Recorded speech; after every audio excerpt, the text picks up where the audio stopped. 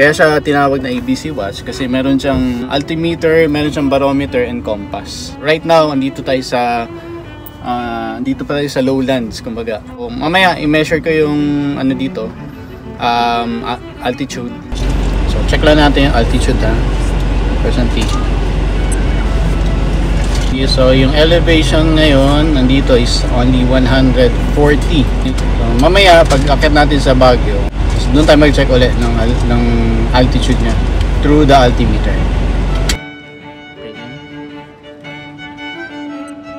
Okay, so andito po tayo sa La Trinidad Benguet. Actually dito sa Strawberry Farm. Tapos yung binibigay na reading nitong altimeter is 3,970 feet. Ayan po. So, itong Benguet is actually, La Trinidad is mas mababa kaunti din sa sentro ng Baguio. So, pag akit na natin ng Baguio, mag-reading ulit tayo ng altitude using the altimeter of Casio ProTrek.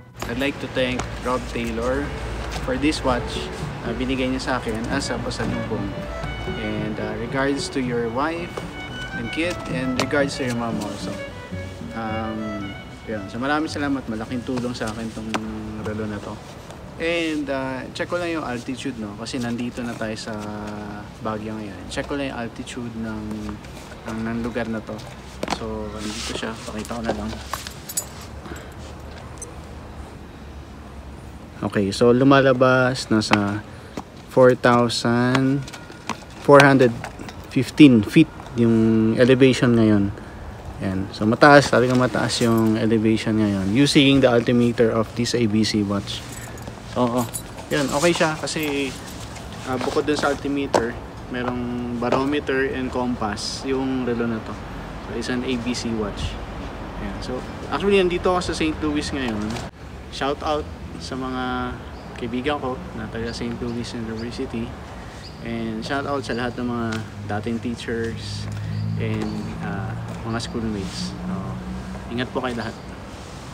Meron lang po akong gusto ipahabol. Yung ito, meron siyang LED illumination display, itong Casio ProTrek. So pakita ko lang. Off siguro natin yung ilaw. Okay, so ayan po yun. And then by the way, isa pa, meron siyang stainless steel na rotating bezel. Galing ha.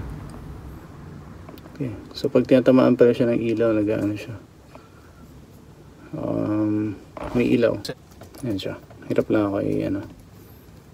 Ayan. Ayan. So yung rotating bezel actually gamit to for the compass. And then ayun, may ilaw pala ito mag-isa. Ngayon ko na napansin, may ilaw siya mag-isa. Okay, so may ilaw siya mag-isa kapag kapag nagagalaw siya konti.